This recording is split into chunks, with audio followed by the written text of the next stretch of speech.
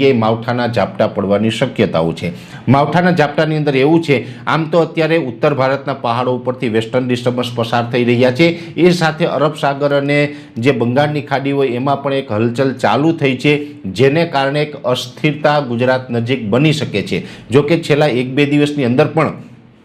ઘણી જગ્યાએ હળવા સામાન્ય છાંટછૂટના સમાચાર આપને કદાચ મળી શકે છે, પણ 22 ફેબ્રુઆરીથી લઈને 28 ફેબ્રુઆરીનું જે સેશન હશે એ સેશન દરમિયાન કોઈ જગ્યાએ હળવા સામાન્ય છાંટછૂટ કે માવઠાના ઝાપટા પડે તેવી શક્યતાઓ છે। 22થી 28 ફેબ્રુઆરીનો મતલબ એવો નથી કે રોજે રોજ ઝાપટા પડે, કદાચ બની શકે કે 1 દિવસ પડે, 2 દિવસ કાંઈ ન જોવા મળે, 2 દિવસ વાતાવરણ ખુલ્લું રહે,